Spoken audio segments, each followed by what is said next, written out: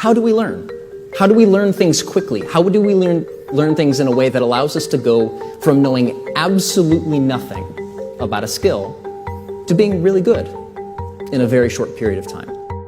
There's one idea that keeps coming up over and over and over again, the 10,000 hour rule. It takes 10,000 hours to learn something. It's not true, and thank goodness it's not true. The order of magnitude of going from knowing absolutely nothing to being really good is about 20 hours, not 10,000. And the method very broadly has 5 steps, and they're very simple. The first is decide exactly what you want. What do you want to be able to do? What is it going to look like when you're done? What are you going to be able to look at yourself and say, I did this thing that I've always wanted to do? What does it look like? The more clearly and completely you're able to define exactly what you want to be able to do, the easier it will be for you to find ways to accomplish that desired end result as quickly and efficiently as possible.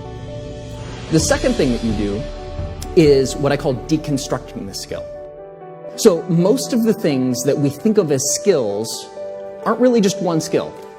They're bundles of smaller sub-skills that we use in combination with each other. For example, driving off the tee and chipping on the green have very little to do in common with each other. Very few skills overlap there, but they're both important if you want to be able to play golf well. So instead of trying to learn the global skill, you break it apart into these smaller parts and you practice the most important sub-skills, things that you're going to use most, first. Now, the third part is researching. Researching just enough that you're able to identify the most important sub-skills, but also understanding and being able to self-correct as you're practicing. Go out and find 3 to 5 books, courses, DVDs, trainers, people or resources that can help you do that initial deconstruction. Now the trick is, don't allow that research to become a form of procrastination. The best approach is to pick 3, 4, 5 resources. You don't go through them completely. You skim them. Identify the ideas that come up over and over and over again. So those are the things that you should know, so you can self-correct as you practice. And those are the sub-skills that you should probably practice first.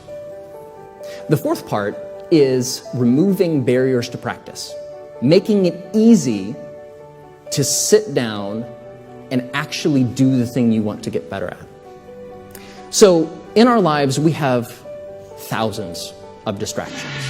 During the practice process, turn off the TV, block the internet, close the door, turn off your cell phone.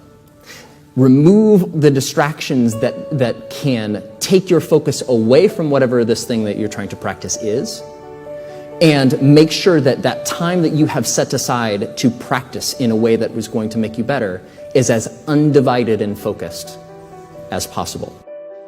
And fifth, and very importantly, pre-commit to at least 20 hours of focused, deliberate practice before you begin. And that's really it. There's no magic to it. It's just focused, strategic effort invested in something you care about and something that is going to be rewarding to yourself. Learning, the process of learning, is not difficult.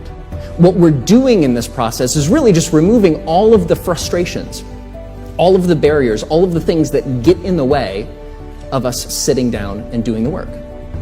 Even in the busiest schedules, if you can clear a half an hour to 45 minutes a day to sit down and finally learn that thing that you've always wanted to learn, you will be astounded, absolutely astounded, at how good you become in a very short period of time.